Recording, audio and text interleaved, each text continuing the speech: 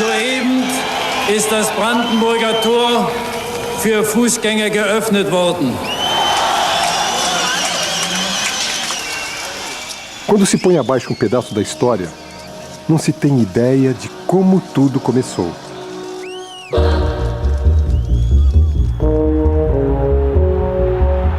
Outubro, 1917. Aqueles primeiros passos dividiriam o mundo por mais de 70 anos. De um lado, o capitalismo. De outro, uma ideologia ainda inédita, talvez utópica, talvez impossível. A vitória da Revolução Socialista mudaria decisivamente os caminhos da história do século XX e o destino deste personagem em especial.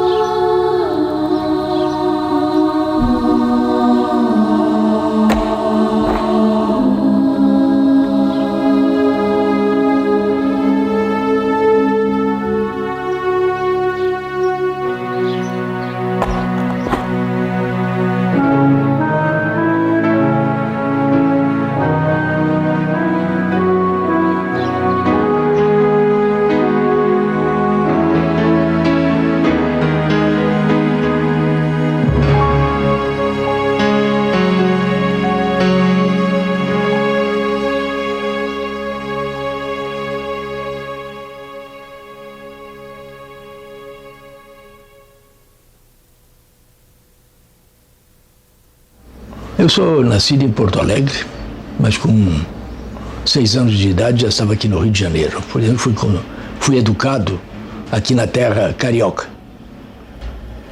Minha mãe, minhas irmãs, era um ambiente doméstico em que vivi. Aprendi a ler e escrever com a minha própria mãe. Terminei o curso em 1915. Como major aluno do Colégio Militar. Era o segundo, portanto, o primeiro era tenente-coronel e eu era major aluno.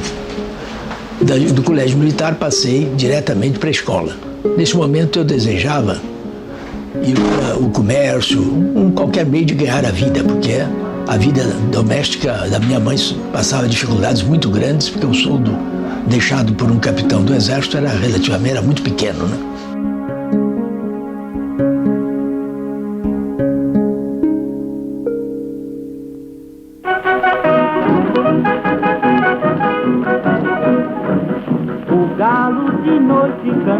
Toda a gente quis ver o que aconteceu.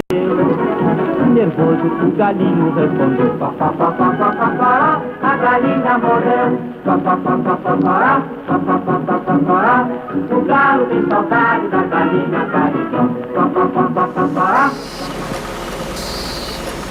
O Brasil entra nos anos 20, ainda sob o impacto de suas primeiras greves gerais. Nas praias de Niterói, operários, intelectuais e líderes anarquistas fundam em março de 22 o Partido Comunista do Brasil. Arthur Bernardes é eleito presidente da República. As altas patentes do Exército dão suporte ao novo governo, mas inconformados, os tenentes lutam por reformas na Constituição. A crise marcha pelas ruas em ritmo acelerado. A insatisfação fermenta nos quartéis. Mas tudo está ligado à agonia da chamada República Oligárquica, onde a representação política era inteiramente falseada. Tudo isso culminou no episódio de 1922, manifestação de descontentamento violenta, ardorosa e heróica, evidentemente. Em julho de 22, militares do Forte de Copacabana se rebelam. O governo é rápido e duro. Manda bombardear o forte. Dos quase 300 rebeldes, 18 saem às ruas numa marcha suicida pela Avenida Atlântica.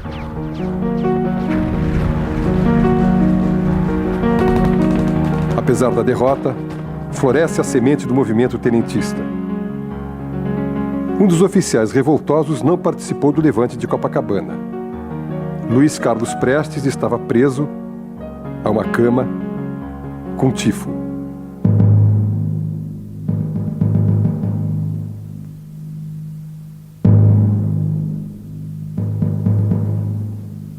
Vitimado pela repressão promovida por seus superiores, Prestes é enviado a Santo Ângelo, no Rio Grande do Sul, para supervisionar a construção de quartéis.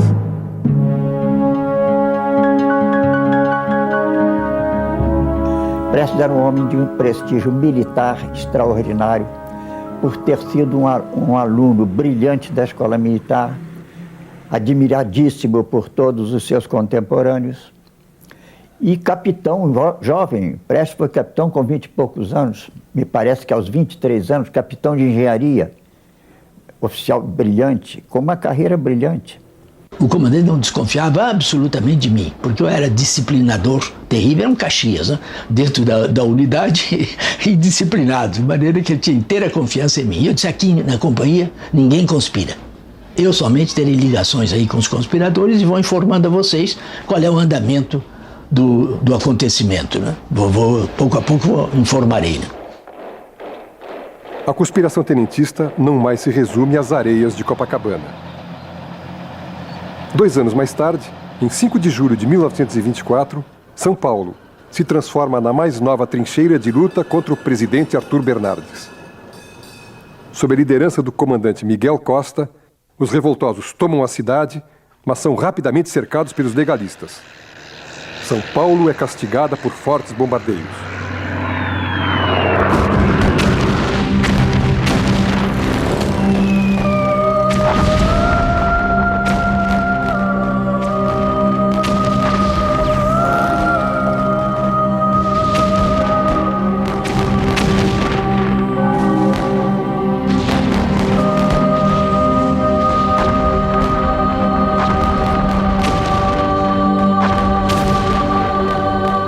Desde o dia 9 de julho até o dia 27 para 28 de julho, mais de 100 mil homens sitiaram São Paulo. São Paulo parecia, à noite, quem olhasse dos morros, São Paulo parecia um bolo de aniversário cheio de velhinhas, que eram os incêndios de São Paulo, né? Então, na noite de 27 para 28, em virtude de ser impossível continuar resistindo aqui dentro, embora a população fosse favorável ao movimento, os revolucionários resolveram se retirar. E se retiraram tão calmamente, com uma retirada tão bonita, tão bem feita, que só no dia seguinte o governo ficou sabendo que a cidade estava vazia. Os paulistas, perseguidos por tropas do governo, marcham para o oeste do Paraná. São várias colunas de soldados amotinados. A coluna Fênix, a coluna Invicta, a coluna da Morte. No sul, o jovem capitão Prestes toma o quartel de Santo Ângelo e reúne mais de 1000 homens na coluna gaúcha, a coluna da Esperança, como o povo a apelidou. Seu destino nunca mais seria o mesmo.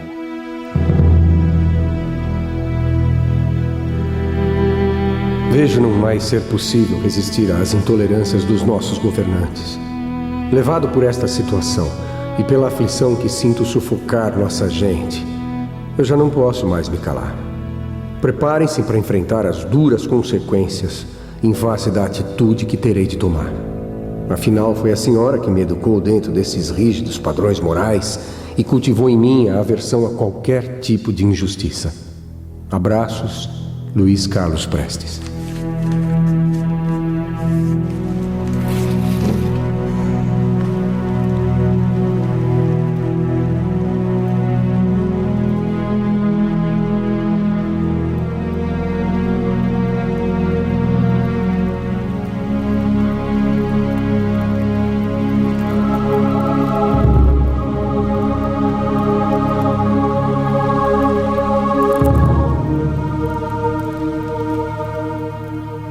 Depois de sucessivas derrotas em São Paulo, Miguel Costa estaciona suas tropas em Foz do Iguaçu. Prestes rompe o cerco no Rio Grande do Sul e se junta aos paulistas. Quando eu cheguei a Foz do Iguaçu, e só se falava, o único plano era retirar, abandonar o território nacional e passar para a Argentina. Aí eu me exaltei, né? Eu disse que não podia absolutamente aceitar, porque a minha coluna estava vitoriosa. Chegava lá vitoriosa para se unir com a coluna de São Paulo, né? E que não aceitava a derrota e passar para o estrangeiro nessas condições, porque eu não tinha nem como dirigir meus soldados vitoriosos e convidá-los para ir para o estrangeiro, né? Então o velho percebeu que, né, não era conveniente deixar gaúchos e paulistas separados. E fez como nós fazemos com um baralho, embaralhou todos, né? E constituiu uma nova organização da coluna, que ficou da seguinte forma organizada. Ele continuava como comandante em chefe, depois vinha um Estado-Maior. O Luiz Carlos Prestes era o chefe do Estado-Maior, o Juarez estava o subchefe, e 4 destacamentos comandados respectivamente por João Alberto, Siqueira Campos, Djalma Dutra e Cordeiro de Faria. Marchando, engrossaremos a coluna. A guerra no Brasil, qualquer que seja o terreno, é a guerra do movimento. Para nós, revolucionários, o movimento é a vitória. Quando a tropa estava marchando numa região em que não havia inimigo, eu, geral, organizava a vanguarda, a tropa saía toda, e eu ficava até a retaguarda. Deixava até a retaguarda organizada, para cobrir a cobertura da coluna, e depois, como eu tinha um passo muito largo, né, eu ia passando por toda a coluna, e eu falava com cada soldado, aí que eu conhecia todos eles pelo nome, pelo apelido, etc. E isso me dava, e eu era uma espécie de juiz de paz, né? Todas as queixas, todas as dificuldades que cada um tinha, o que necessitava, era comigo que falavam, né? E o meu nome ficou na coluna, porque em qualquer lugar que chegavam, qualquer civil, morador, que vinha falar e reclamar ou pedir qualquer coisa, o soldado mandava, o coronel Prestes que vai, resolve. Então todo mundo ia procurar, o meu nome foi ficando por aí, e daí o nome com que a coluna ficou com o meu nome por isso, né?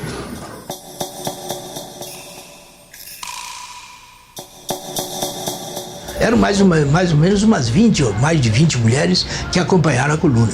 Quando chegou aí, eu ainda era muito militar e não queria saber de mulher na coluna. Então eu dei ordens terminantes na tropa que estava organizando a passagem do Rio, que nenhuma mulher podia passar para Santa Catarina, que cada uma voltasse para casa, né? Mas eu fui última viagem, eu participei dela, eu fiquei até o fim. Quando cheguei lá em Santa Catarina, as mulheres estavam todas lá, né? Já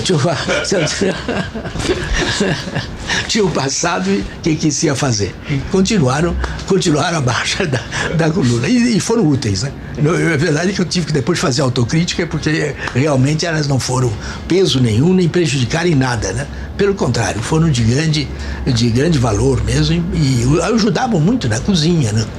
No cuidado dos feridos, e algumas delas, inclusive, em combate, nos ajudavam a informar sobre o deslocamento do inimigo, e alguns empunhavam até o fuzil mesmo na luta. A coluna Prestes ainda hoje gera polêmica. A coluna heróica rasga o interior do país, do Rio Grande ao Piauí,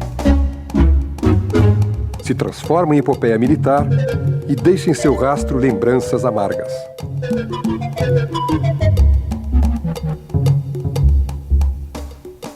A coluna, por estratégia de sobrevivência, ela percorreu os lugares mais perdidos e mais inóspitos do Brasil, para ficar longe das estradas onde as tropas legalistas poderiam chegar, né? Então, de repente, aparecia aquele monte de homens, então eles me diziam assim, pareceu aquele povo esquisito, de fala revezada, que não sei o que estava fazendo aqui, que fazia uma bagaceira danada, comia a criação, prendia os donos, eu não sei o que eles vieram fazer, só Deus que deve saber, né? Então, essa era a impressão, de repente aparecia aquele monte de gente comendo, precisando comer num lugar onde a comida não era suficiente, precisando vestir, precisando de mulher, né? E então eles viram a coluna como a maioria viu a coluna como uma tropa de ocupação. Então o povo fugia para o mato. Nós entramos em povoados mais tarde completamente vazios. E isso era um mal, né? Porque quando a cidade estava completamente abandonada, não era possível uma vigilância, etc., para impedir o saque, impedir que entrasse nas casas comerciais, etc. Estava tudo abandonado. De maneira que isso é inviável. Mas quando tinha população, a população era respeitada, nos recebia bem, nos facilitava tudo, fornecia mesmo víveres, alimentos, etc. De maneira que as relações eram realmente muito boas. Teve um agricultor que a mulher dele foi estuprada, ele ingressou na coluna para achar quem tinha estuprado, matou, voltou e virou um matador, morreu na prisão de Campo Grande, né? Quer dizer, a coluna acabou mudando o destino, a trajetória, a vida dessas pessoas. Existia uma brigada de disciplina dentro da coluna. Um homem que estuprasse uma mulher e ocorreram violências, ele era fuzilado. Compreende? Um homem que cometesse um roubo, que cometesse violência, e de fato um comandante que está comandando uma coluna de 1.500 homens, ele não pode ser responsável por pelo comportamento de todos. Existia uma disciplina dentro da coluna, não é verdade? Tanto que, por exemplo, quando requisitava-se alimentos, tinha as requisições que eram assinadas por Luiz Carlos Prestes, que quando a Revolução fosse vitoriosa, né, seria devolvido, né, o equivalente em dinheiro, o que eles entregaram para a causa da Revolução. 1927. A Grande Marcha, de mais de 25 mil quilômetros, chega ao fim. Batalhas com mercenários e tropas do governo. Soldados dizimados pela fome e por doenças infecciosas. A coluna nunca foi vencida. De seus quase 2.000 homens, restaram apenas 600 para contar o final da história. Em 2 anos, a coluna Prestes é testemunha da enorme miséria que se esconde nos esquecidos sertões do país, e sua façanha traduz o sentimento de mudança que o Brasil clamava. Essa realidade me impressionou muito, porque nós estávamos lutando exclusivamente, o nosso objetivo, a nossa meta era contra o Bernardes, substituir o Bernardes. Mas diante desse quadro, chegamos à conclusão que nós estamos diante de um problema social muito sério. E nós éramos ignorantes. Por que um país tão grande, né, o povo visse nesse estado de miséria? Né? Foi isso que nos alertou para compreender que estávamos errados. Além disso, víamos, né, que quem mais sofria com a guerra civil eram os moradores. Prestes e o que sobrou de seus homens exilam-se na Bolívia. O cavaleiro da coluna Esperança deixa de ser o bravo comandante e se transforma em lenda, em um mito revolucionário.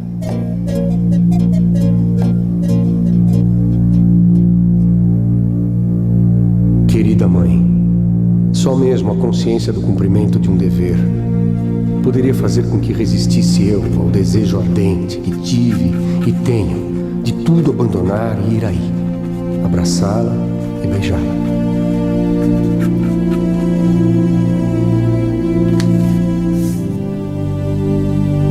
Astrogildo Pereira, secretário-geral do Partido Comunista, é um dos primeiros visitantes a bater a porta de Prestes no exílio boliviano. O jornalista traz alguns presentes em sua bagagem: artigos de Lenin e o Manifesto Comunista. Este é o primeiro contato do Cavaleiro da Esperança com o marxismo.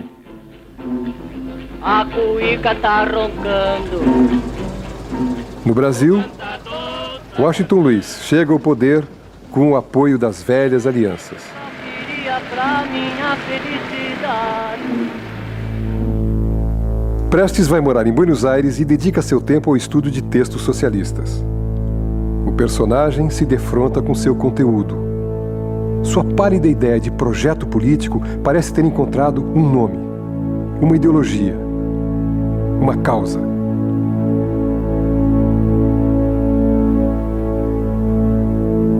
E cada vez mais me convencia de que a única explicação racional que atendia a minha razão para o problema brasileiro, da miséria que havia assistido no interior do Brasil, e cuja causa eu investigava e procurava saber qual era, só encontrava realmente era no marxismo.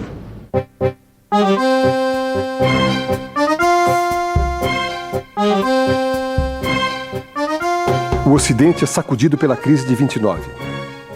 A velha república agoniza nas mãos de Washington Luiz. Inconformado com o rumo da sucessão presidencial, Getúlio Vargas, governador do Rio Grande do Sul, oferece a Prestes o comando da Revolução de 30. Então, quem poderia fazer a revolução? Os revolucionários. Quem eram os revolucionários? É aqueles que fizeram a coluna. Quem são os chefes? Os chefes são Fulano, Ciclano e Beltrano. Vamos conversar com eles. E os chefes viram uma oportunidade também de participar do movimento que era a continuação do que eles já vinham fazendo desde 22 e até antes. Bom, mas precisa de um chefe geral. Então convidaram o Prestes para ser o chefe do movimento de 30. E ele, como bom hábil político, não disse não. Foi conversando. Para fazer o movimento, para comprar armas, munição, a gente precisa de dinheiro, tal, isso, aquilo. E ficaram de arrumar o dinheiro. Em reunião secreta com Vargas, Prestes coloca na mesa sua proposta de revolução popular e pede dinheiro e armas para sua causa socialista. Eles não chegam a um acordo, mas mesmo assim, Getúlio lhe envia 800 contos de réis.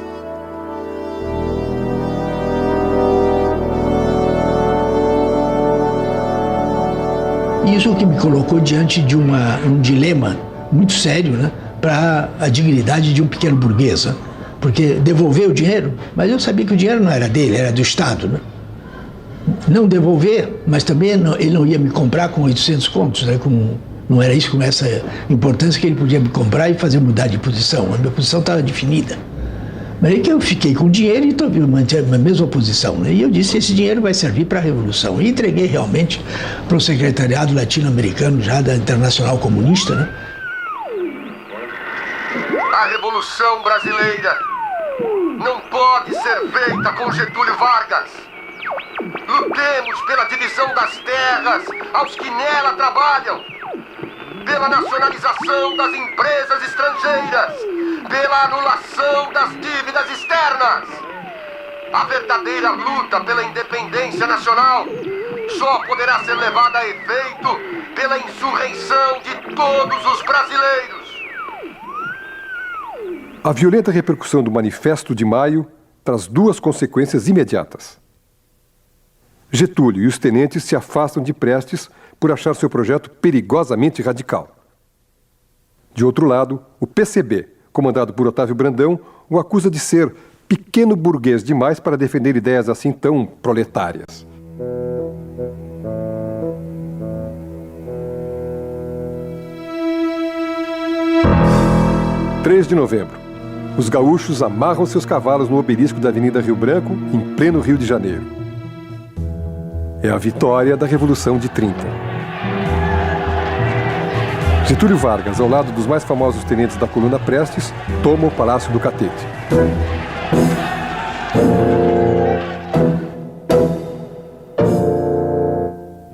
Nasce um novo tipo de Estado no Brasil. O capitalismo nacional começa a se modernizar. Até hoje muita gente não compreende. Acha que eu devia ter participado, porque então mudava o destino do movimento. É um equívoco pensar que um homem sozinho pode fazer alguma coisa. Eu era um general sem soldados, porque os meus soldados eram os tenentes. Né? Eram eles que tinham elegido para chefe militar da Revolução. E eles todos ficaram com Getúlio e eu ficava contra o Getúlio.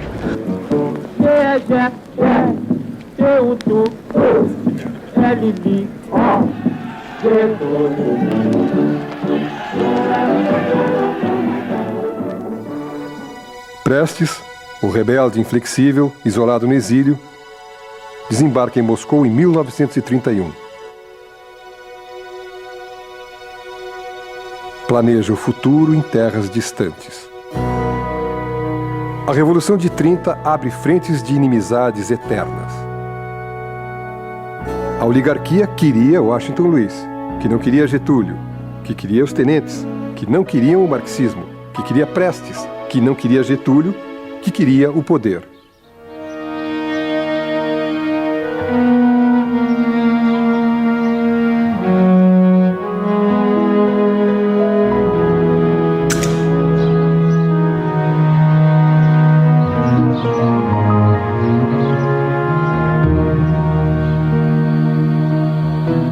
Em Moscou, meu pai então trabalhou como engenheiro. Outra função dele, ele deu várias palestras criticando a coluna, analisando a coluna como um movimento pequeno burguês, que não ia levar em nada. E concretamente, o que ele fez em Moscou, realmente eu não tenho nenhuma documentação. Eu só tenho umas provas indiretas da preparação de alguma atuação no Brasil. O que foi? Essa preparação se resultou em 1935. A União Soviética passa por grandes transformações. Stalin impõe sua política de depuração nos quadros do partido. Entenda-se depuração como extermínio. Prestes não consegue sua filiação no Partido Bolchevique. Convive com a realidade socialista, trabalha na construção civil e é trabalhado como futuro comandante revolucionário. O PCB tinha medo daquela figura no partido, né? Alguns por ciúme, isso é especulação, outros porque imaginavam mesmo que o Prestes era um revolucionário pequeno burguês, como eles chamavam, e que não ia ajudar nada o movimento socialista, o movimento comunista. E resistiram até o fim. Prestes pediu várias vezes ingresso ao partido e foi negado. Quer dizer, ele só entrou quando Manuilsky, que era da Internacional, deu uma ordem ao PCB para que aceitasse o ingresso de Prestes no partido. Aí eu, afinal, fui considerado membro do partido por ordem da Terceira Internacional, porque a Terceira Internacional, nessa época, realmente mandava nos partidos, deu ordem e eles publicaram no dia 1º de agosto de 1934, a Classe Operária, que era o órgão, o jornal do partido, publicou a minha adesão ao partido. Eu entrava como membro do partido. Foi só em 1º de agosto de 1934 que eu, desde então, eu só procurava a maneira de voltar ao Brasil. Como voltar ao Brasil? As sementes da insurreição de 1935 começam a germinar. Qual a verdadeira participação da Internacional Comunista no Levante? Esta dúvida sempre impregnou a história de Prestes.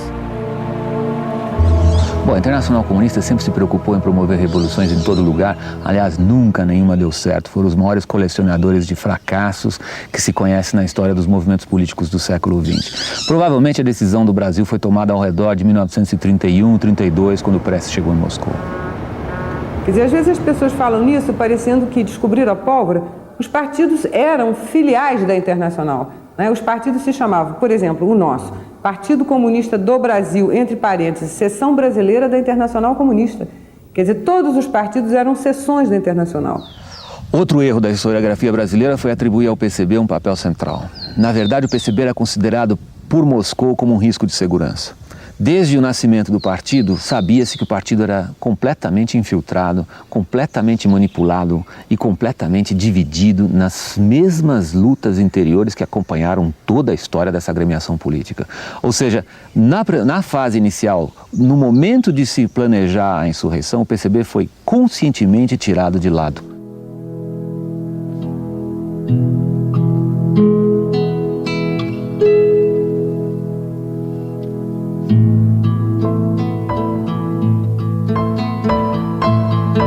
Ela era alta, uma mulher de 1,78 m, certamente parecia mais alta ainda ao lado do Prestes, que era um homem miudinho, baixinho, uma mulher de cabelos negros, de olhos azuis, e chamava atenção, sempre chamou atenção pela beleza, pelos traços físicos, além do caráter de ser uma mulher dura, uma mulher determinada, uma mulher enérgica. Chamava muito atenção, não só na juventude, na Alemanha, na União Soviética, mas aqui no Brasil também. Chamou muito a atenção dos militantes do partido pela beleza física. Era uma mulher muito atraente.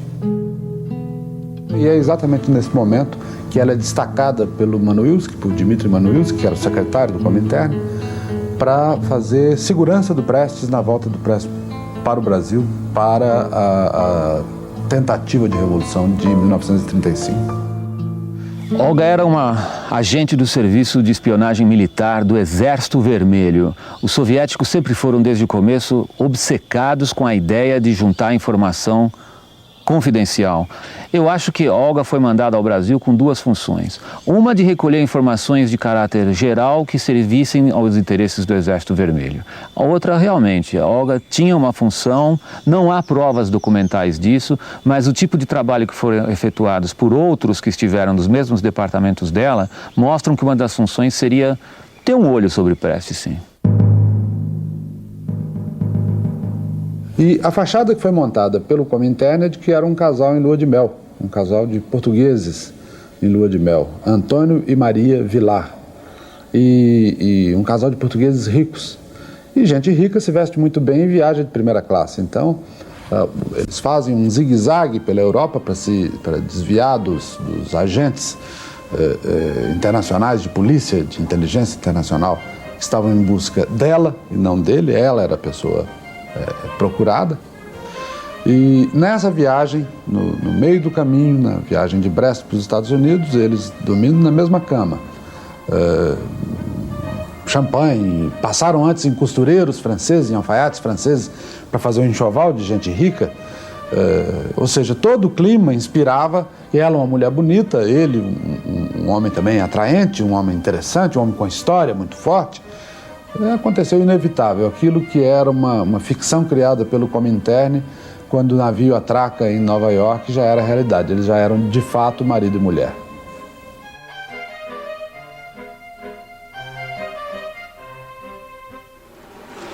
Não teve nenhuma romance, nenhuma coisa romanesca, né? De maneira que foi isso. Viemos juntos, né?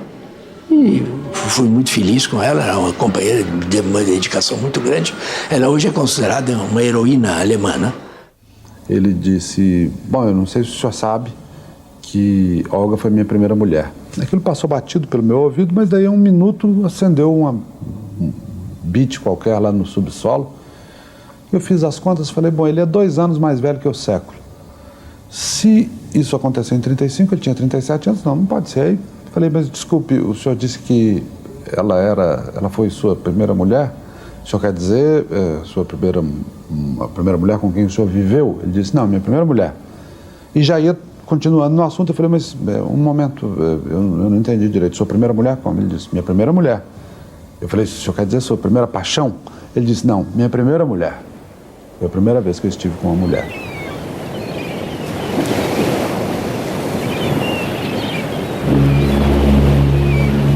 O governo brasileiro não sabia nem como é que eu tinha entrado no Brasil, né? Porque fiz a viagem clandestina pelo Pacífico, e depois do Pacífico vim a Buenos Aires, Montevidéu, e daí num avião da Latécoère, comprei uma viagem para Santos, mas antes de chegar a Santos, no primeiro pouso que o avião fez em território brasileiro, desembarquei com a Olga e aí eu não tinha nem vigilância no porto, porque não esperavam o passageiro, né? O passaporte não foi nem carimbado, carimbo de entrada no Brasil não tinha, era só mais tarde que a polícia pegou esse meu passaporte.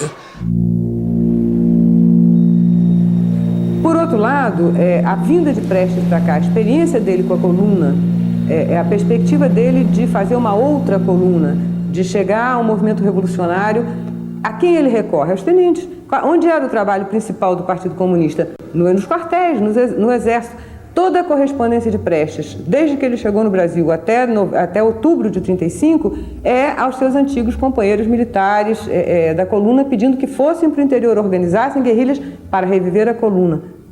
E eu estou convencida, e acho, porque os documentos, creio que mostram isso, que Prestes era fundamentalmente um tenente, né? Evidentemente que ele era um comunista, mas a sua tradição de luta foi uma tradição tenentista muito forte que ele manteve. E ele, inclusive, diz isso, eu era fundamentalmente um tenente nessa época.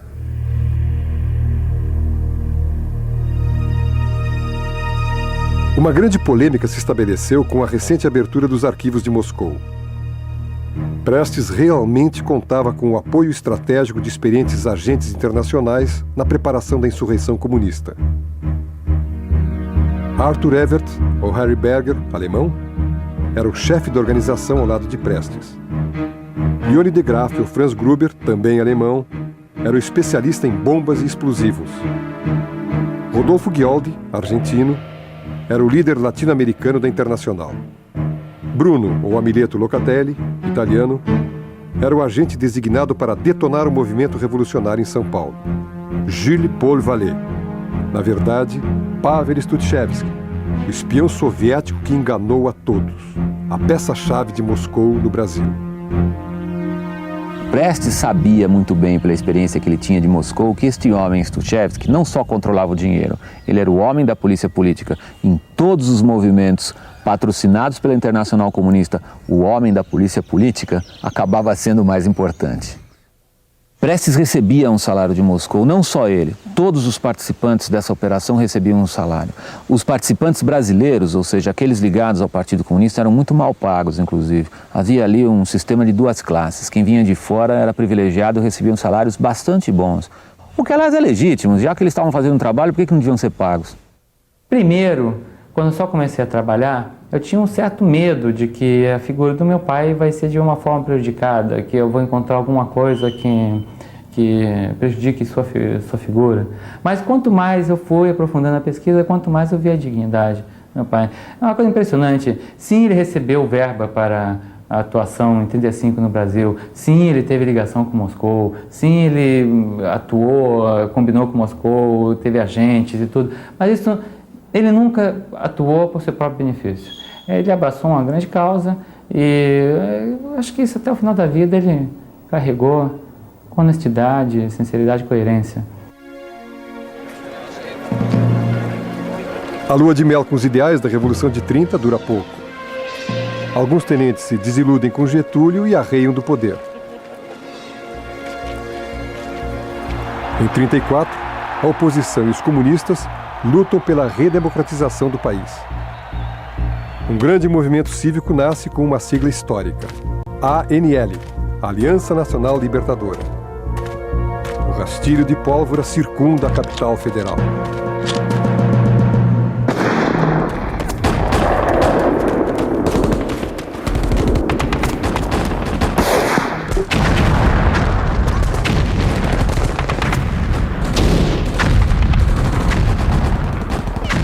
Em 25 de novembro de 1935, a cidade de Natal amanhece vermelha.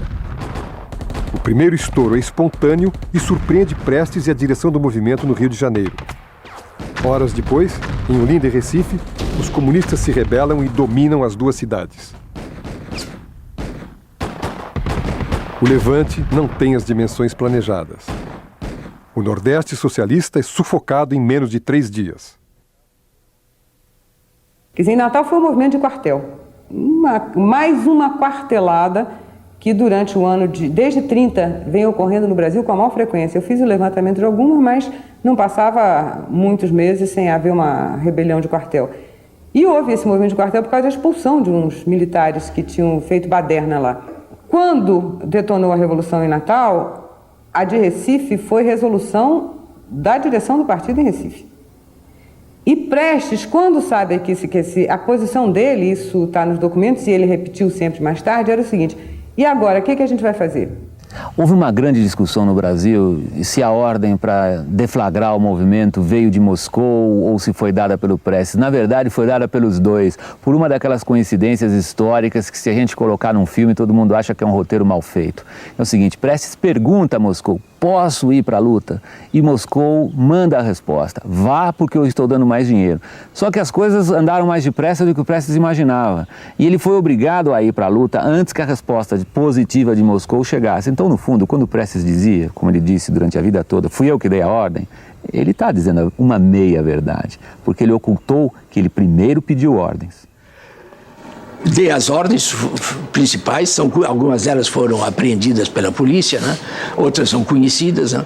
Particularmente aí para o 3º Regimento de Infantaria, que o chefe, o dirigente revolucionário é eu, Agildo Barata, com um grande número de oficiais que o seguiam. E o movimento foi, a verdade, foi puramente militar. A Escola de Aviação Militar se levantou e o 3º Regimento. E o pior que aconteceu é que a luta dentro do 3º Regimento foi uma luta muito séria, demorada, facilitando que o governo fechasse aquela desfiladeiro que é a Praia Vermelha.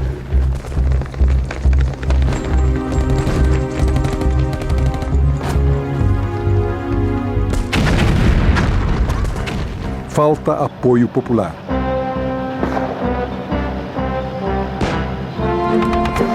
Não estouram as greves esperadas. Só os quartéis mostram algum fôlego. Depois de milhares de balas e poucas baixas, os destacamentos se rendem.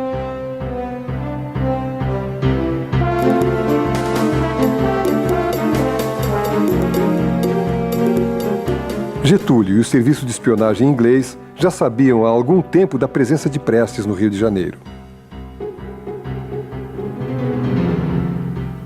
Fracassa a Revolução Comunista no Brasil. Do ponto de vista histórico, foi um desastre. Quer dizer, não só quebrou, como a gente já falou, o movimento democrático, como isolou os comunistas de uma maneira terrível e possibilitou o anticomunismo graçando de uma forma bárbara.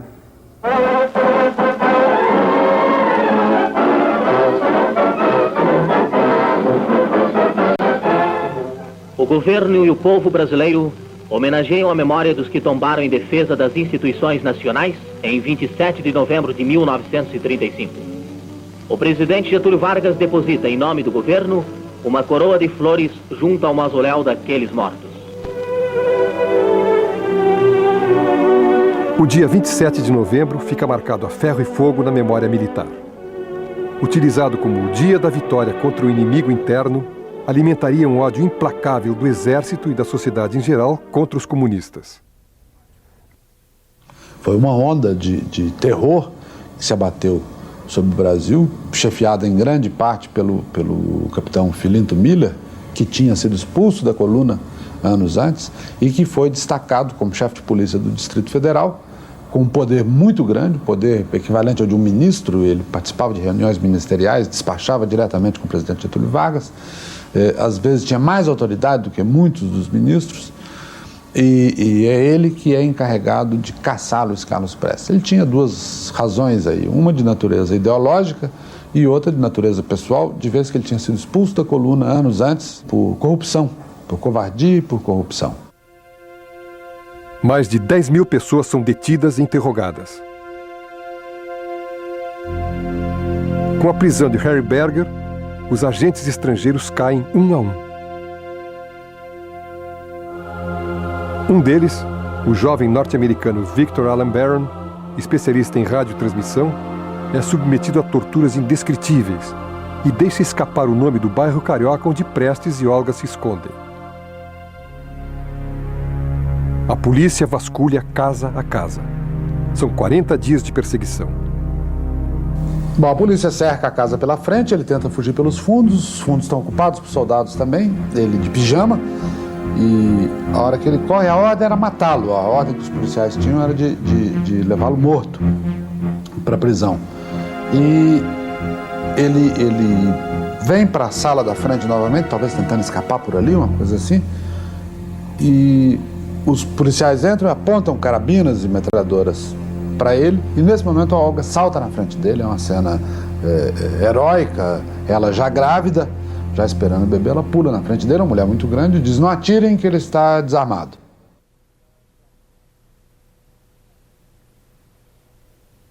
Fomos arrancados de casa, eu de pijama mesmo, de chinelos, descemos a rua Honório, enlameada, porque havia chovido muito em todo esse período, esses 40 dias foram de muita chuva no Rio, até que me colocaram no automóvel com a Olga e fomos levados para a Polícia Central.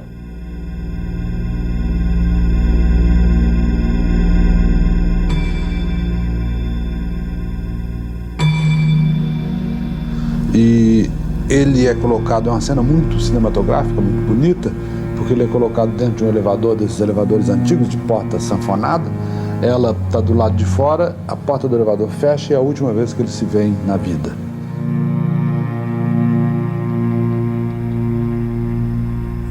Bom, cantar, eu não avaliava que fosse uma coisa tão importante para eles. Depois de estar solta e já recentemente é que eu fui ver como realmente era importante, assim, uma voz cantando para quem está preso, né?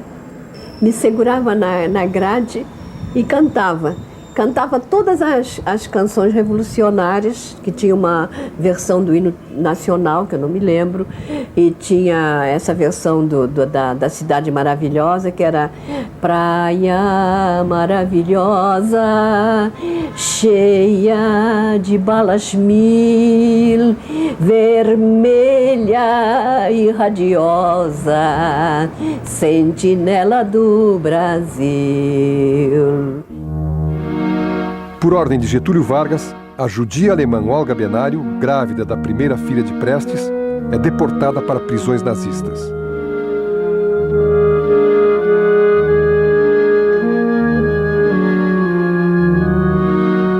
Anita nasce no final de 36 e, ainda bebê, é resgatada das celas alemãs por sua avó paterna para ser educada sob a lembrança da mãe e a glória do pai.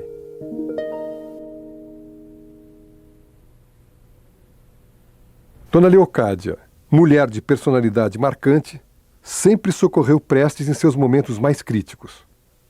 Com Anita nos braços, percorre o mundo lutando pela liberdade do filho que padece nos porões da ditadura Vargas.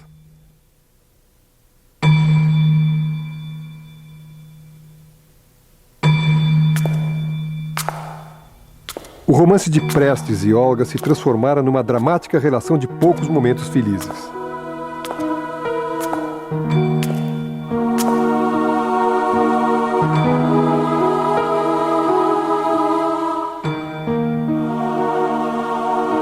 Olga é executada numa câmara de gás em 42, num campo de concentração no sul da Alemanha. Morre sem ter notícias de sua filha.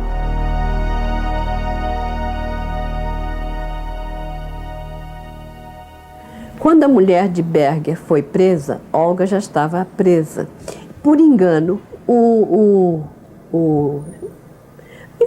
guardinha lá, que aliás era muito simpatizante, nos ajudava muito, né? Simpatizante humanamente, né? Não politicamente. E, então, ele, por engano, levou-a lá para a nossa sala, a mulher de Berger, sabe? Então, nós pudemos ouvir o depoimento dela sobre os sofrimentos terríveis que eles tinham tido, ela e o marido, na polícia especial, que eram aqueles bandidos terríveis, né? Inclusive, ela mostrou os seios marcados todos de queimaduras de cigarro, né? Queimavam, torciam os bicos do seio com aquele negócio, esse alicate, né? Enfim, tudo isso ela contou ali rapidamente. Tinha chegado ali, logo uma hora depois, ou menos, sei lá, vieram buscá-la, que não era para ela ficar conosco, ela ficou isolada. Num dado momento, depois de simularem fuzilamento, depois de simularem que estavam enterrando viva a mulher dele no Morro de Santo Antônio, eles enfiam um arame na uretra dele, no pênis dele, deixam a ponta do arame para fora e esquentam a ponta do arame com um maçarico para tentar fazê-lo confessar, e ele não abre o bico. Ele saiu do Brasil praticamente louco.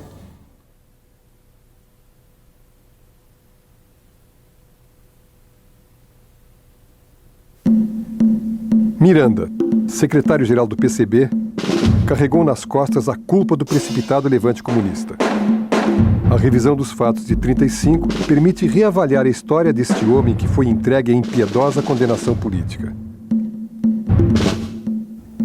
Não é por culpa dele, foi meu pai, Georg e Evert, que decidiram se levantar dia 27 de novembro, e não o Miranda.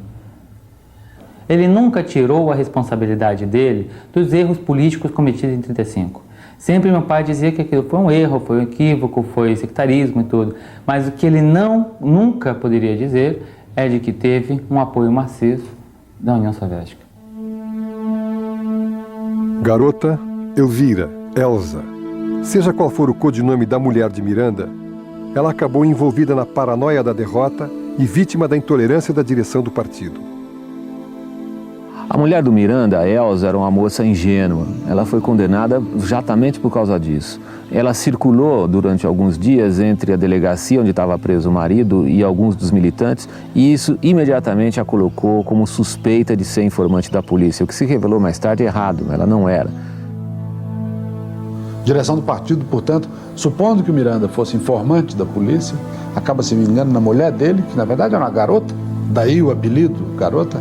Era uma menina de 16 anos, 17 anos, uma menina mal formada, uma menina, essa sim, semi-analfabeta, e que é morta de uma maneira brutal. Ela é esganada por três altos militantes do partido, o cadáver é quebrado ao meio, os ossos são partidos pela cabeça dentro de um saco, um saco de aninhagem, para poder ser sepultada no quintal da casa de um dos dirigentes do partido.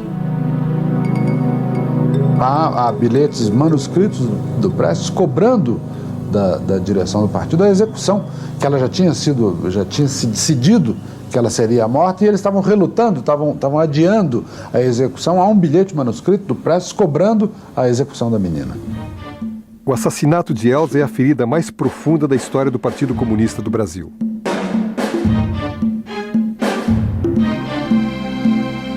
Este trágico justiçamento gera um processo-crime contra Prestes, que é condenado a 30 anos de prisão. O horizonte não traz boas novas, mas se alguém cavalgou a esperança, pode muito bem domar o pessimismo.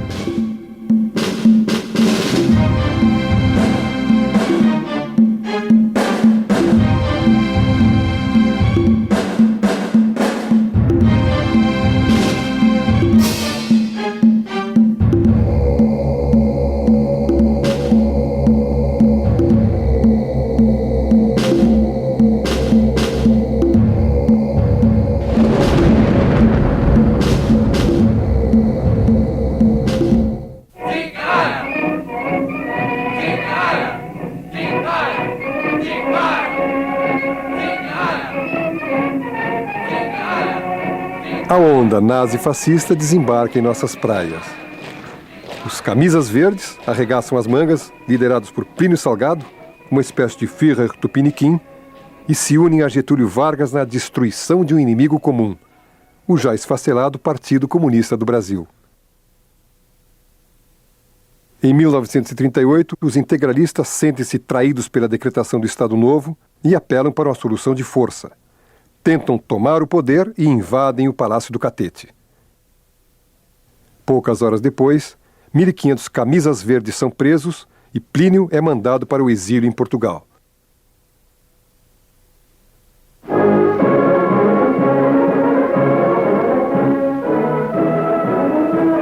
O Estado Novo tem duas caras.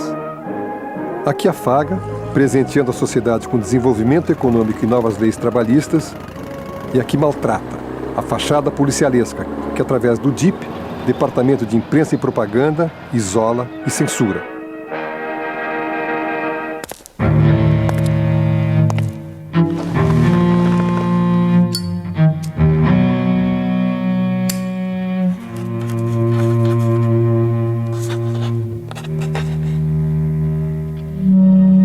Prestes amarga incomunicável seus anos de prisão e desconhece a morte de sua mãe, Dona Leocádia.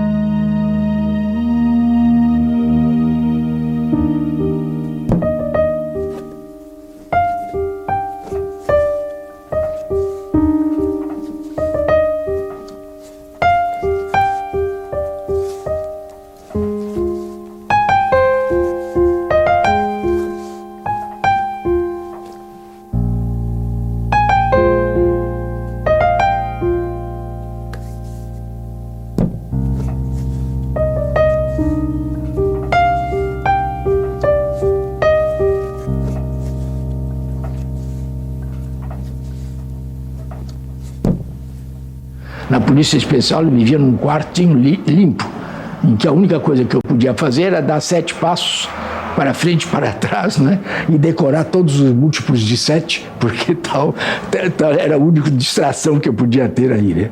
Embora eu conseguisse, através dos próprios guardas da Polícia Especial, nunca passar mais de 3, 4 dias sem jornal, né? Embora fosse proibido, eles me davam um jornal. E eu não sei como não fiquei cego, né? Porque eu cortava o jornal em coluna dupla, enrolava, e como os dias eram dias de frio, eu deitava na cama e com o cobertor, por baixo do cobertor, eu ia desenrolando e lia tudo, né? Ironicamente, um católico praticante, o advogado Sobral Pinto, defende Prestes na prisão, mesmo contra sua vontade.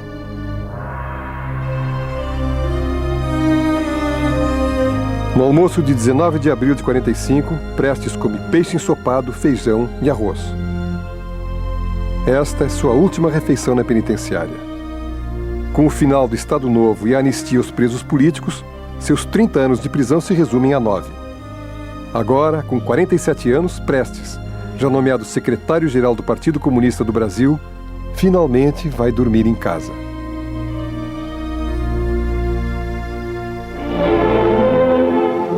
No restaurante operário do Serviço de Alimentação da Previdência Social, tem lugar um almoço ao nosso hóspede, que assim pode observar uma das grandes realizações do Estado Nacional e assim entrar em contato direto com os nossos trabalhadores. O final da Segunda Guerra Mundial revela uma época de reconciliações. Na campanha da Constituinte de 46, Prestes surpreende o país numa aliança com seu arqui-inimigo Getúlio Vargas. Como dois corpos políticos tão diferentes podem ocupar o mesmo espaço?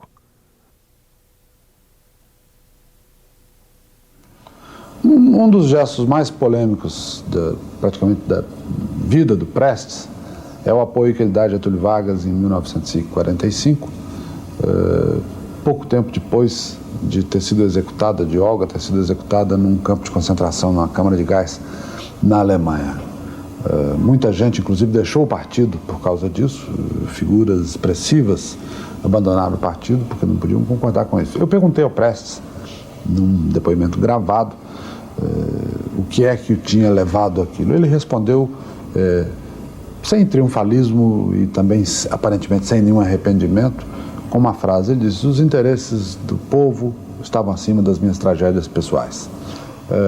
Ele não chegou a fazer acordos com Getúlio, ele apoia Getúlio, ele sobe num palanque, inclusive uma foto nebulosa dá a impressão de que o Prestes está levantando a mão do Getúlio. Não é verdade, que está segurando o microfone para Getúlio, não é verdade, é uma outra mão que está ali por trás. Mas efetivamente ele apoia Getúlio Vargas em 1945. Filhos de operários utilizam-se dos brinquedos instalados na Quinta da Boa Vista durante as festas comemorativas do Dia do Trabalho. Aproveitando o 1º de maio... O Partido Comunista respira pela primeira vez a legalidade. O PCB prepara-se para a estreia nas urnas da Constituinte. Prestes ensaia sua nova fase, o contato com o público, que só o conhece através de seus polêmicos manifestos e pela lenda em torno de seu nome. Quando Prestes saiu da prisão, ele veio para um comício aqui em São Paulo, a 15 de junho de 1945. Eu morava na Avenida Angélica e vi uma grande movimentação de pessoas no Pacaembu. Não era dia de jogo de futebol. Que movimentação é essa? Aí eu quis saber o que era, fui até lá. Eu morava perto, desci no Pacaembu, cheguei no portão, perguntei a uma pessoa: o que é isso aqui, esse ato? Isso é um comício. E eu não sabia o que era comício. Aí entrei e disse: é o Prestes. Eu nunca tinha ouvido falar no Prestes. Nunca. São Paulo a Luiz Carlos Prestes, marco decisivo na marcha para a democracia. Pablo Neruda, o poeta do Chile, senador em seu país pelo Partido Comunista, veio a São Paulo especialmente para assistir ao comício. Neruda escreve a sua saudação ao povo brasileiro. Desde todos los rincones de nuestra América, el pueblo te saluda, Prestes, con sus pequeñas lámparas en que brillan las altas esperanzas del hombre. Hoy pido un gran silencio de volcanes y ríos. Un gran silencio pido de tierras y varones. Pido silencio a América, de la nieve a la pampa. Silencio. La palabra al capitán del pueblo. Silencio. Que el Brasil hablará por su boca.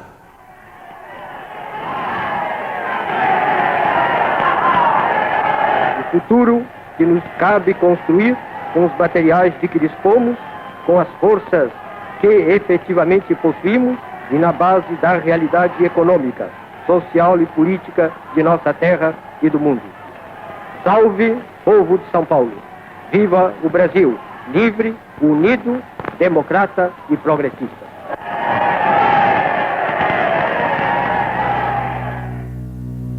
– 1946.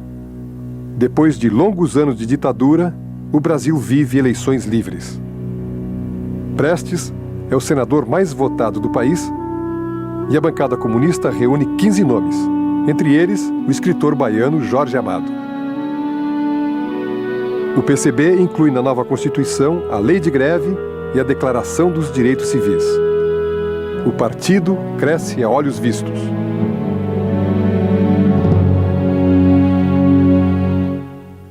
Prestes e Anita se encontram pela primeira vez.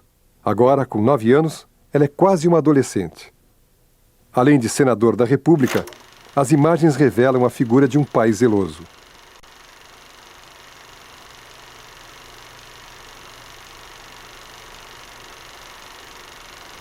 A legalidade dura um minúsculo ano. Em maio de 47, o registro do PCB é cassado por uma armadilha jurídica e os comunistas mergulham em profunda clandestinidade. O Tribunal Superior Eleitoral, por 3-2, no dia 7 de maio de 47, colocou o Partido Comunista fora da lei por esse argumento. Sendo o Partido Comunista do Brasil, era seção de um partido internacional.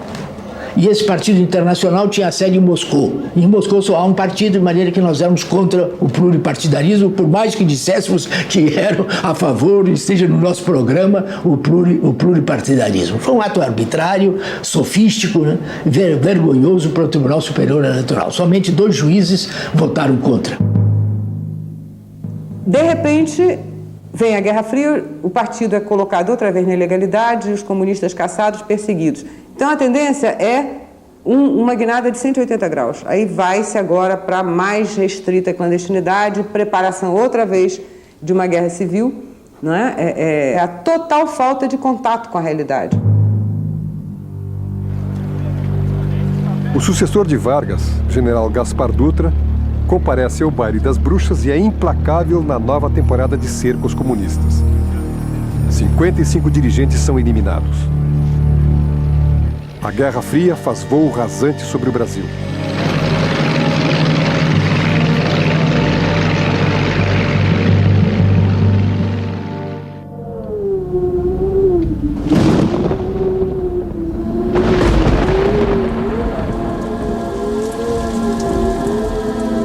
No início dos anos 50, um terrível e definitivo conflito parece iminente.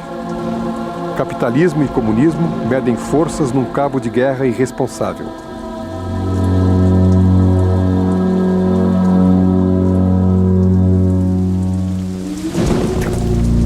A direção do PCB, na ânsia de preservar seu secretário-geral, transforma Prestes em clandestino dentro de seu próprio partido.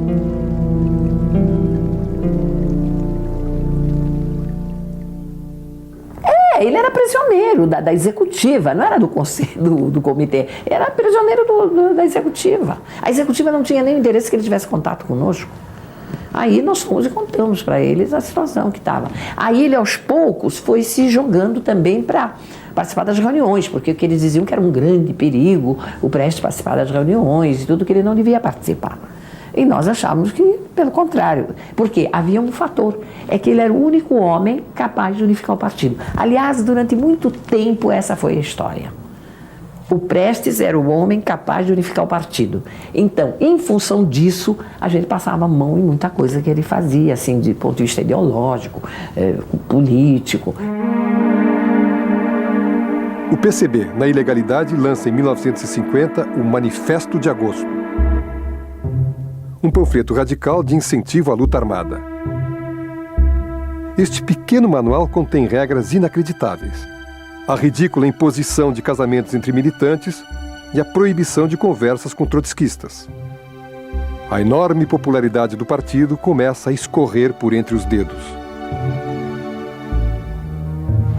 Em agosto de 50, a publicarmos um manifesto bastante esquerdista em que chamávamos o povo já para a luta armada, que era o manifesto de 1º de agosto de 1950, que causou um grande mal a toda a nossa atividade, que isolou o nosso partido das grandes massas populares, porque era também inviável, né?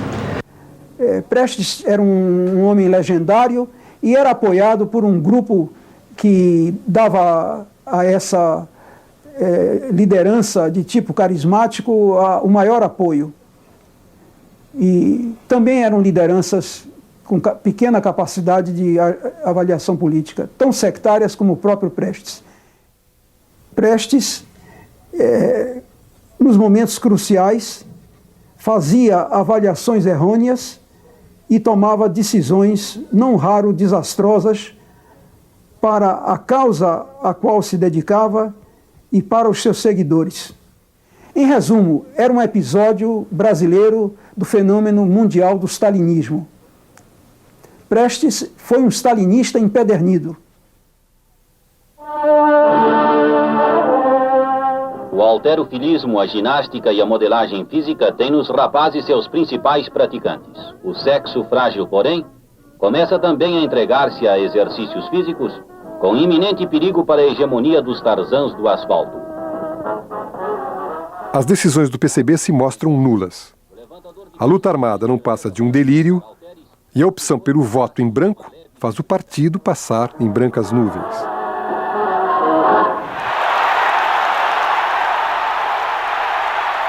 – 1950. Getúlio Vargas investe seu segundo mandato presidencial na industrialização do país. O petróleo e o aço são nossos. Apesar da enorme popularidade, Getúlio sofre todo tipo de pressão, de Carlos Lacerda aos comunistas. Colocado entre a renúncia e a morte, Getúlio não vacila.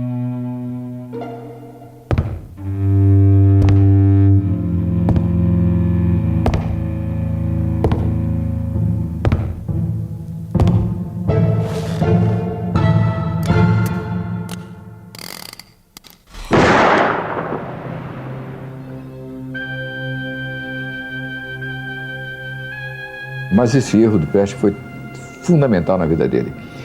Na véspera do suicídio de Getúlio, ou seja, 23 de agosto, o jornal do partido ataca o Prestes, ataca o Getúlio. Não percebe que o Getúlio está sendo, digamos assim, imprensado contra a parede. Ele não percebe, ninguém do partido, pelo menos quando manda no partido, teve consciência do que estava se passando. Ficou preso aqueles detalhezinhos, fizeram o jogo da burguesia mais estúpida que o Brasil já teve, que foi a burguesia lacerdista, entendeu? E pressionando Getúlio, levando o Getúlio às cordas até o suicídio. Acordaram quando? Acordaram quando o povo começou a incendiar caminhonetes da Tribuna da Imprensa, do Lacerda, e da Voz Operária É isso que eles acordaram, eles viram que não era bem aquilo.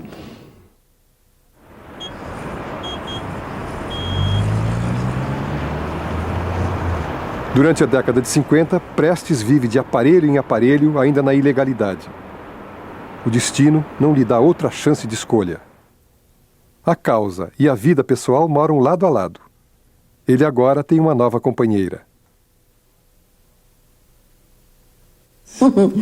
Eu conheci o Prestes de um aparelho clandestino. Fui designada para tomar conta de uma casa, sem saber quem era que vinha chegar para morar conosco. Isso foi em São Paulo, nos anos 50, no bairro de Jabaquara. E à noite, nessa casa que eu fui designada, estava limpando uma escadaria de mármore para terminar os preparativos para a chegada para o novo hóspede. E ainda não tinha terminado quando ouvi a campainha tocar e encostei o balde assim junto da escada e fui abrir a porta. Quando entrou aquele homem baixo, de chapéu, que na minha imaginação eu achava que o Prestes era um homem alto, só de ouvir falar pelas histórias que contavam, da sua bravura, tanto na coluna como na prisão, e eu imaginava que ele fosse um homem forte, alto, assim. E depois que conheci, fiquei meio decepcionada com o tamanho dele. Não foi esse negócio de primeiro beijo, essa coisa, não houve nada disso. E eu fazia dentro de casa mesmo, tomava conta dele. Ele aumentava o rádio, eu ia lá, baixava. Ele abria a janela, a cortina para olhar na rua, eu ia lá atrás dele brincando. Era isso que ele viu que eu era muito severa com ele. Foi quando ele propôs casamento, que eu era rigorosa com ele, né? E aí eu caí das nuvens, né? Eu casar com um dirigente do partido, quem sou eu? O velho gostava muito de Madre Silva, Jasmim Estrela, rosa vermelha e rosa amarela. Então, geralmente, as casas que tinham terreno, ele trabalhava fazendo um gramado. E no meio desse gramado fazia uma cova e a gente plantava sempre uma roseira vermelha, aquela príncipe negro, e a rosa amarela, rosa chá, se não me engano. Que quando começava a florescer, ele ficava lá admirando as rosas. Gostava muito das rosas.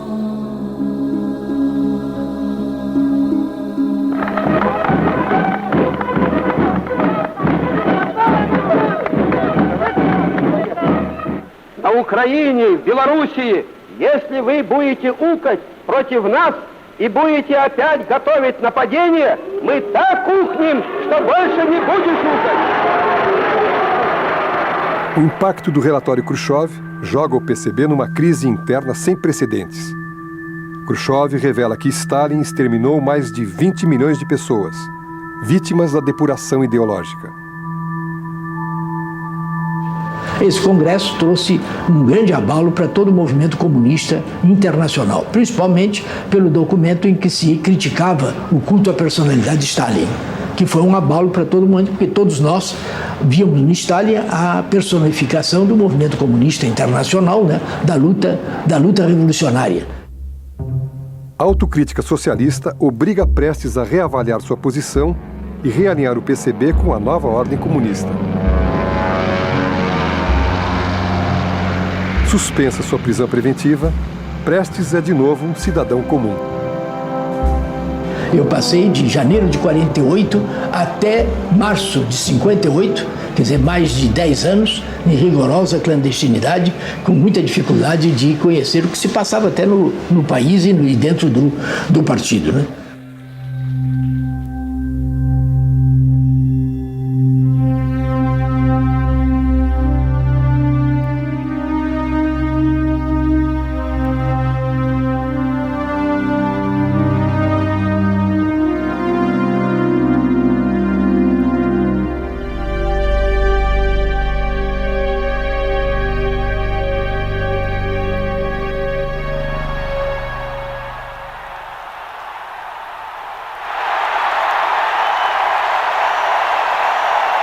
Em 1955, o Brasil renasce de espírito desarmado. Juscelino Kubitschek inaugura Gordines, abre o país ao capital estrangeiro e faz seu sonho se erguer no Planalto Central.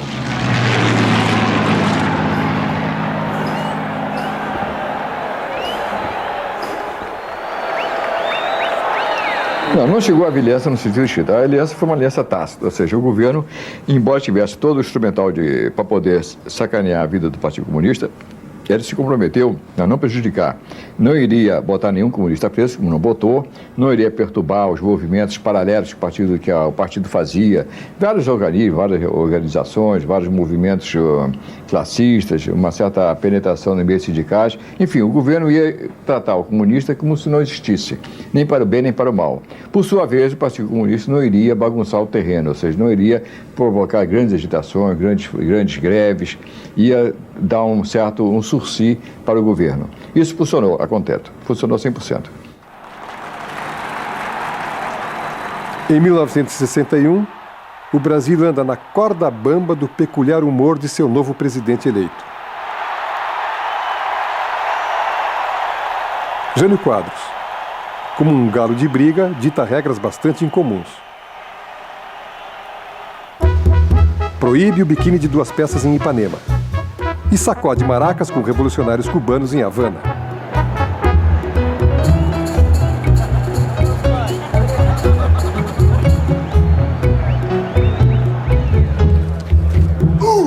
O conservador Jânio transforma 4 anos de poder em poucos meses de desilusão.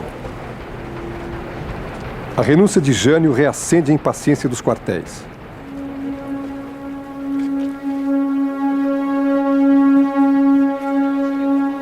Para esta nova crise institucional é servida uma solução caseira. Meio parlamentarismo, meio presidencialismo. João Goulart e Tancredo Neves dividem a mesma cadeira. Hoje é o grande dia da democracia. É o grande dia da liberdade. é o grande dia da independência. Aqui estamos para levar aos lares de São Paulo... 1962. O parlamentarismo tem vida curta e não resiste à crise.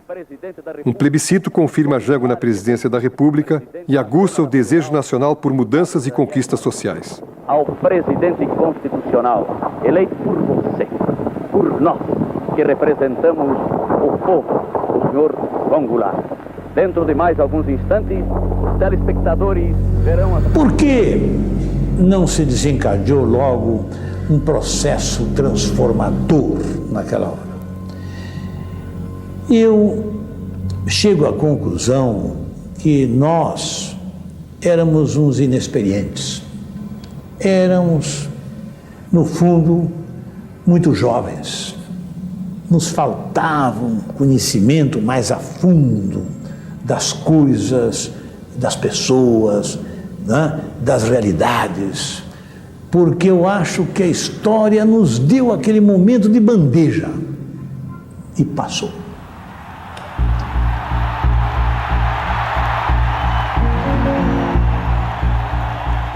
O pensamento de esquerda se espalha pela sociedade. O temor da eclosão de um movimento revolucionário assusta a elite brasileira e coloca a caserna em estado de alerta. O país se radicaliza rapidamente.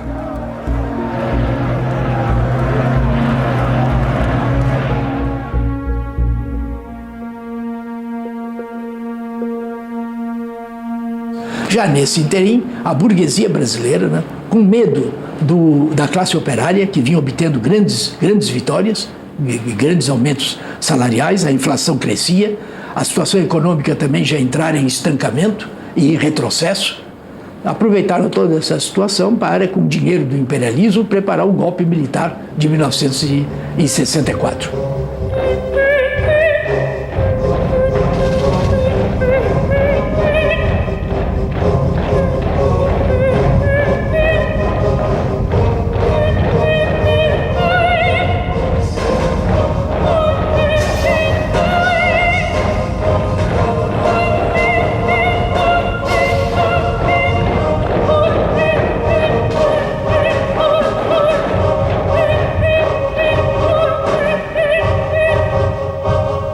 Estávamos sentindo que uma reação se preparava, mas jamais imaginávamos que pudesse se desencadear assim, tão rapidamente. Tanto isso é verdade, que não houve resistência ao golpe, praticamente. Tudo caiu como um castelo de cartas, porque eu penso que a direita, o golpismo, não tinha condições de tomar o governo, de dar aquele golpe. Foi a nossa inconsciência, foi o nosso despreparo, a nossa ingenuidade foi o que permitiu a eles darem o golpe. Chegaram, empurraram a porta, ninguém impediu nada, entraram. Dali um pouco tinha mais 2 portas, empurraram as outras 2 portas, não tinha ninguém também, entraram. E assim foi o que ocorreu. Eles não estavam preparados para dar o golpe, e se houvesse uma posição de alerta do governo e de todas as áreas democráticas e populares, eles não tinham jamais condições de dar aquele golpe. 64. Todos nós fomos derrotados em 64. O Partido Comunista, o Movimento Nacionalista e Democrático e também a classe operária. E a classe operária sofreu a pior derrota, que é a derrota sem luta. Recuou sem lutar.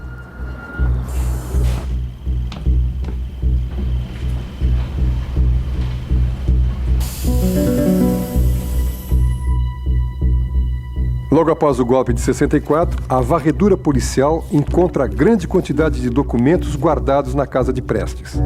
Entre eles, as polêmicas cadernetas, que mais tarde se verificou serem registros sem importância. Ele é acusado de ser um descuidado arquivista do partido e de superestimar a capacidade de resistência de Jango aos militares. A esquerda novamente faz uma leitura equivocada do momento político e sucumbe ao golpe. Eles então levaram tudo que o Prestes tinha. Foi 2 caminhões lotados. Tudo. roupa de criança. A Maria tinha ganho um casaco de pele de onça, que era tentado em Moscou, muito bonito, porque eu não levei nada. E Prestes tinha muitas talheres de prata, porcelanas. Ele ganhava muito presente, né? Ele era sempre assim. Levaram tudo embora. Até as lâmpadas eles tiraram.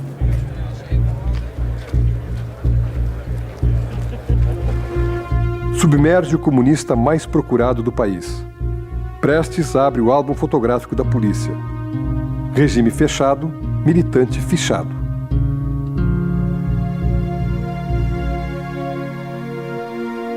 Luiz Carlos Prestes, agora com mais de 60 anos, é pai de mais 9 filhos.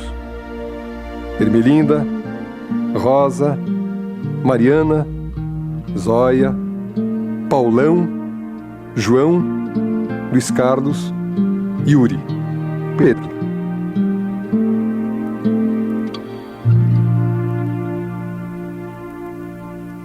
Na verdade, no momento que eu tive mais contato com o Prestes, foi quando, logo depois do golpe de 64, eu mantinha contatos clandestinos com ele, ficava em algumas casas aqui em São Paulo, eu visitava, às vezes sozinho, às vezes com algum irmão, e nessas visitas os contatos eram sempre de cobrança, quer dizer, não podia ser de forma diferente. Sempre. Eu era o irmão, o filho que, na verdade, substituía, porque era o mais velho, entendi, em Vila Mariana. Então, na verdade, tinha uma cobrança, como é que os outros garotos estavam, como é que se comportavam. E, na verdade, eu fazia o papel do pai, ou, enfim, do homem mais velho dentro de casa. E uma pessoa nos apanhava, aí mandava, não amarravam, não tampavam os olhos, mas mandavam fechar os olhos. E nós íamos com os olhos fechados até o local onde estava meu pai. E aí ficávamos um dia e meio com ele. Tinha um ponto, lá estava o motorista esperando, entrava no carro, às vezes vendava os olhos, às vezes não, aí levava para o sítio. Chegava lá geralmente à noite, aí ficava 1 ou 2 dias, depois ia embora. Geralmente a gente estava em São Paulo e vinha para o Rio.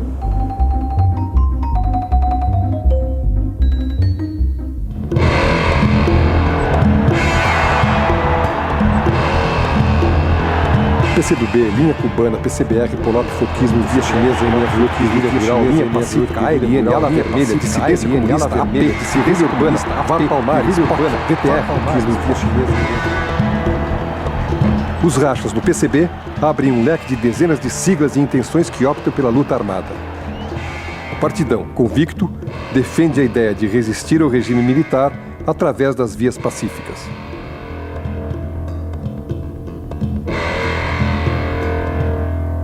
Havia entre nós uma guerra de slogans nas manifestações. Enquanto nós gritávamos só a luta armada derruba a ditadura, eles gritavam só o povo organizado derruba a ditadura. Havia já um confronto de posições que se estendeu no pós-64. De um lado, o Partido Comunista Brasileiro continuando a afirmar o caminho pacífico e o desenvolvimento da luta pacífica, e de um lado, nós dizendo que a luta pacífica tinha fracassado, que a única maneira de derrubar a ditadura era a luta armada. Isso a partir de uma análise do fracasso de 64, a partir de uma análise também que começava a ocupar espaço nas nossas cabeças do sucesso da Revolução Cubana.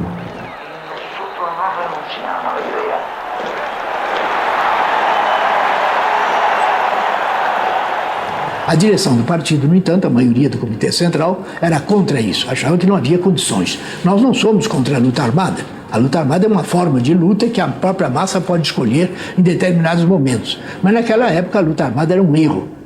Era uma coisa equivocada.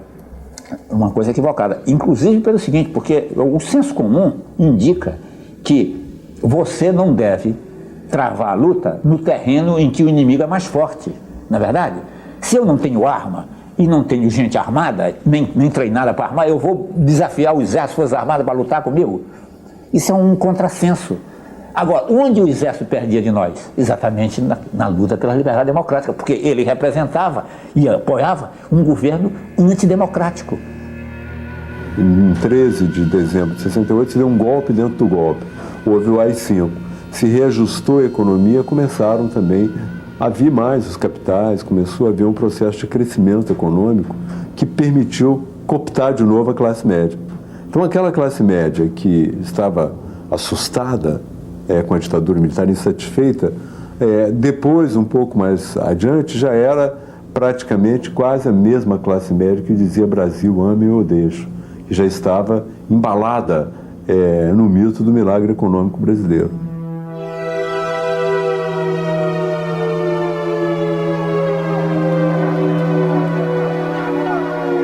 Muitos jovens militantes pegam em armas para combater o regime militar. Assaltos a banco, sequestros, trocas de prisioneiros, repressão, tortura. É mais uma exibição do filme triste da repetitiva história brasileira.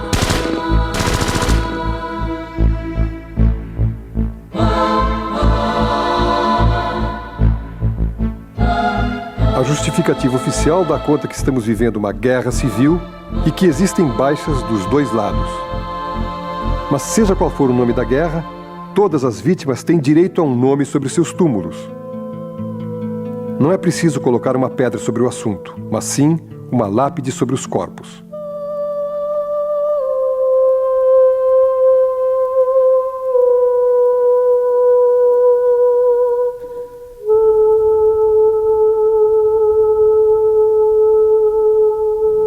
Nós fomos dizimados. As organizações chamadas revolucionárias perderam muitas pessoas, parte delas foi para a cadeia e parte foi para o exílio, sendo que essa parte para o exílio substancialmente salva naquele processo de sequestro. Sequestrava-se um embaixador, soltava-se um número de pessoas. Depois sequestrava-se outro, soltava-se um número um pouco mais. Dessa maneira nós conseguimos salvar, digamos, 120, 130 pessoas. Mas sucede é que se eles que desafiaram o regime para a luta armada tiveram essa repressão, os outros que não desafiaram tiveram também, e foram assassinados, foram torturados, foram liquidados, sob a cobertura de que é uma guerra e eles são a mesma coisa. Eu me lembro, quando eu fui preso, o cara falava, isso é farsa, vocês fazem a mesma coisa, eles são os companheiros de vocês e vocês fingem que um discorda de outro, mas vocês estão na mesma, com o pretexto de poder nos torturar e nos liquidar. Essa que é a verdade, porque veja bem, o negócio é complexo, não é um general que decide, vou torturar e matar as pessoas, tem que ter no país clima que justifique aquilo.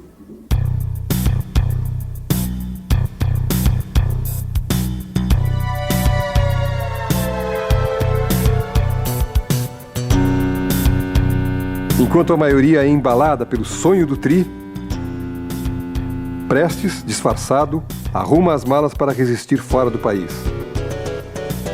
A sociedade civil, contando com vários comunistas, começa a se articular em torno da bandeira da redemocratização. Em 71, a reunião do Comitê Central, proposta de numerosos companheiros, ficou resolvido que para salvar a devida perseguição que se intensificava, o Comitê Central, numa de suas reuniões, podia cair todo, era necessário que uma parte do Comitê Central fosse para o estrangeiro. Eu compreendi que não era por segurança, era para me isolar e isolar outros companheiros da direção partidária. Mas aceitei, porque era a única saída naquele momento. De maneira que em março de 71 eu fui para o estrangeiro e fui para a União Soviética, onde fiquei até a anistia em 79. A unanimidade em torno da liderança de Prestes começa a ser questionada dentro do PCB. O velho tem que dividir sua causa entre a crise interna do partido e a perigosa arte de ser comandante em chefe de uma numerosa família.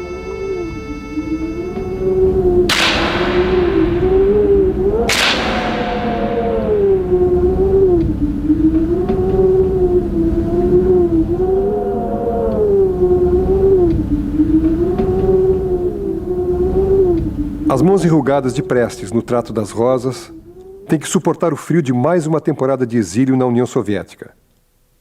Luiz Carlos Prestes, codinome O Velho, inicia sua luta pela anistia.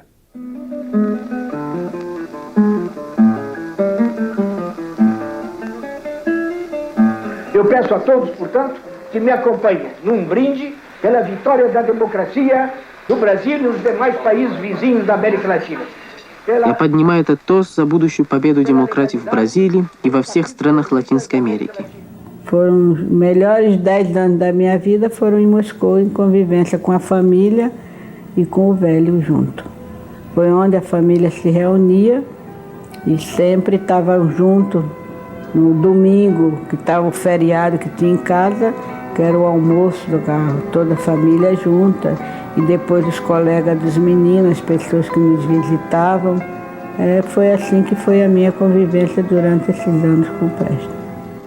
Olha, quando eu conheci o meu pai, que foi realmente apresentado, foi só em Moscou mesmo, né?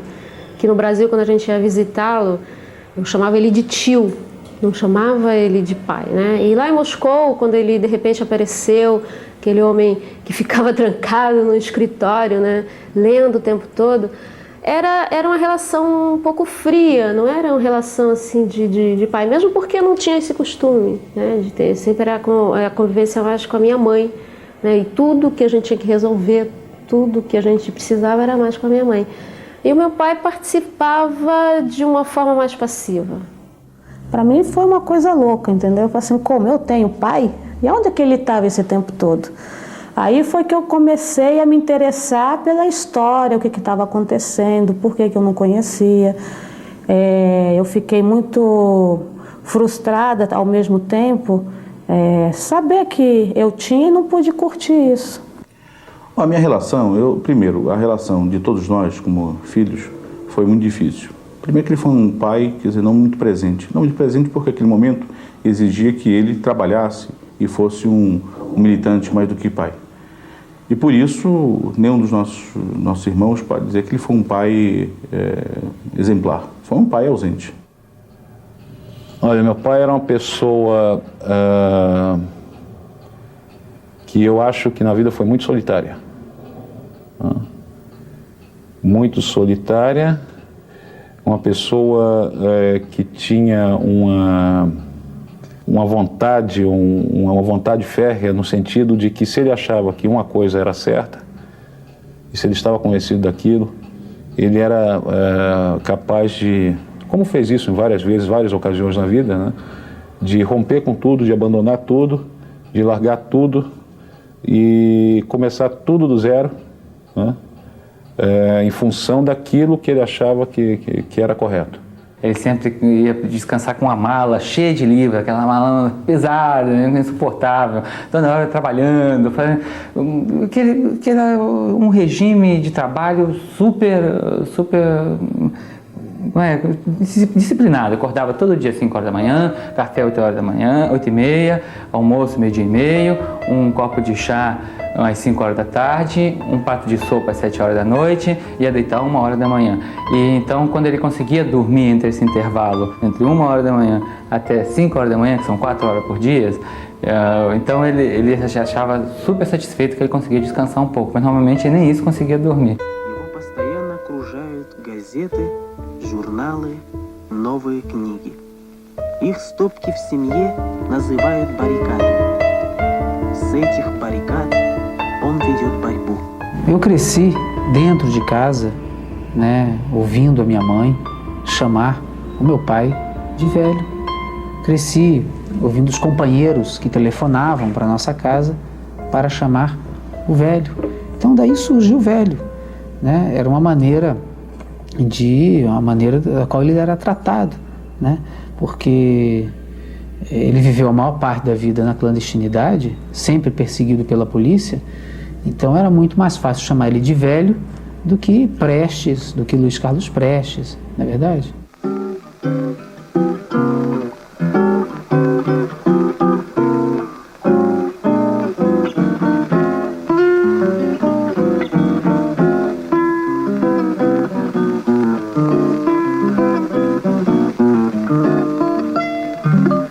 Assim, olha só, ele nunca fez isso comigo e com os netos ele ficava brincando, ficava engatinhando pela casa com as crianças, sentava no colo, pegava os livros, lia, entendeu?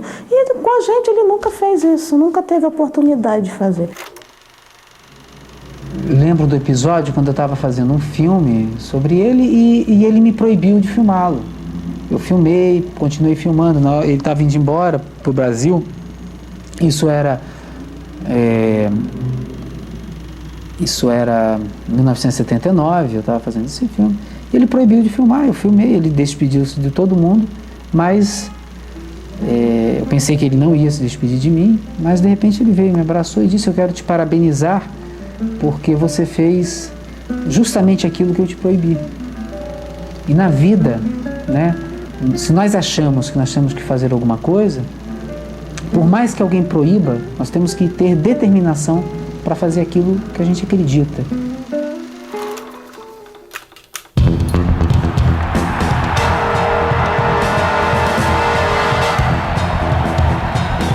Depois de uma grande mobilização nacional e com o final do milagre econômico, as portas da justiça finalmente são escancaradas.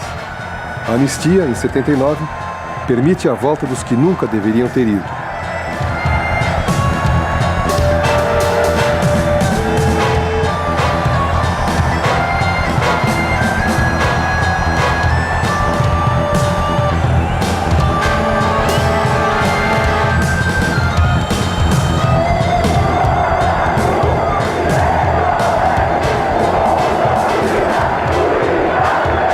Pressionado pela opinião pública, o regime militar dá início a um lento processo de abertura que acaba culminando com eleições presidenciais 10 anos depois.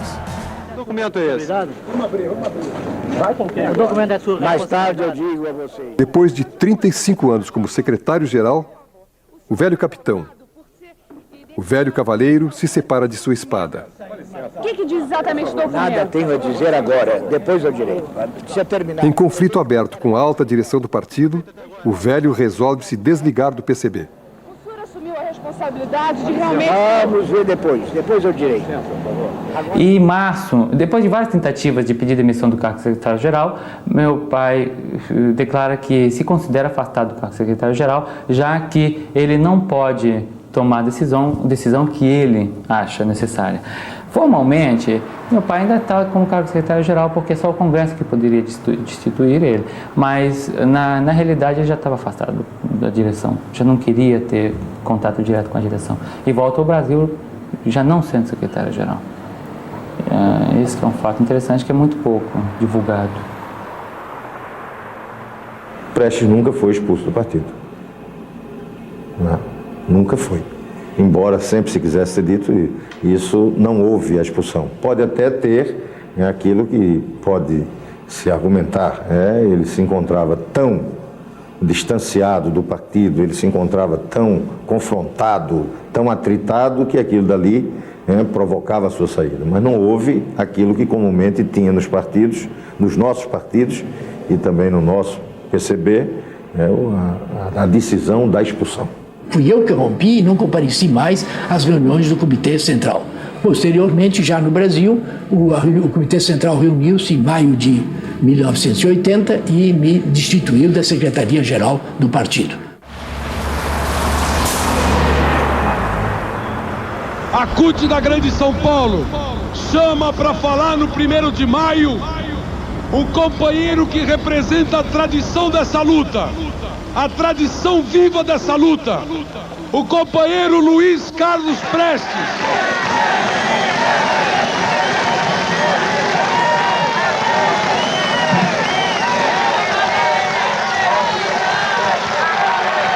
Eu e meus amigos comunistas revolucionários e não oportunistas, saudamos o povo do ABC. Saudamos, por intermédio de vocês, todo o povo paulista e a sua classe operária. Vem agora à rua para eleger, para levar a presidência... Como um Quixote de sua própria lenda, o velho, agora com 92 anos, ainda desafia os moinhos da intolerância e sobe nos palanques de inúmeras campanhas cívicas. Prestes se torna uma referência de luta. A imagem de um homem obstinado, muitas vezes teimoso. Um homem coerente, muitas vezes incompreensível. Enfrentou a prisão, a morte. Abriu mão da liberdade, do amor, do dinheiro. O velho cultivou uma causa.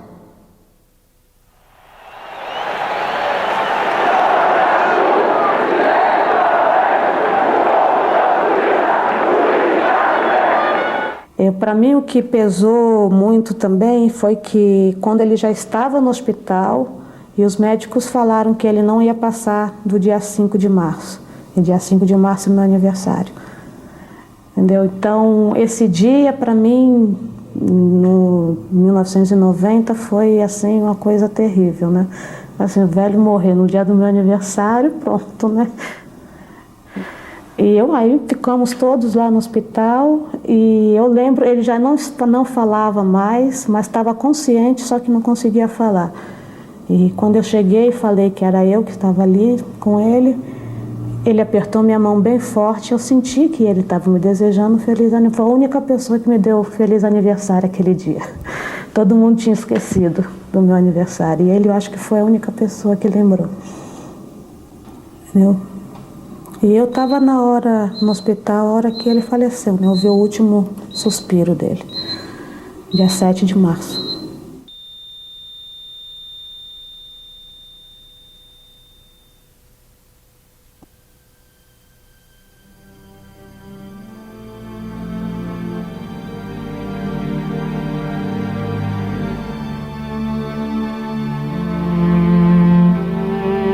Luiz Carlos Prestes calejou suas mãos no preparo da terra. Viu com seus próprios olhos a planta crescer, frutificar. Surpreso, assistiu o céu se fechar em nuvens negras sobre sua cabeça e a tempestade carregar seu sonho para outro lugar. Não aqui, não agora. Talvez um dia, como qualquer outro dia.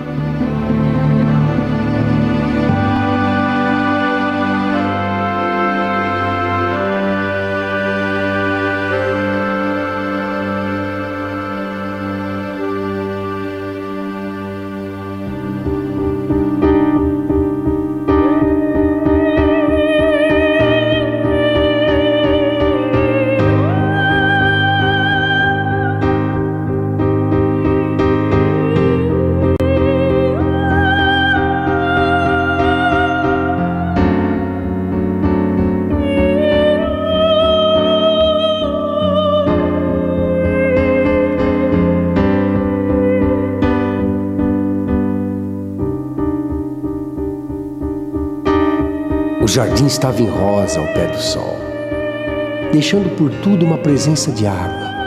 Tudo limpo, que nem toada de flauta.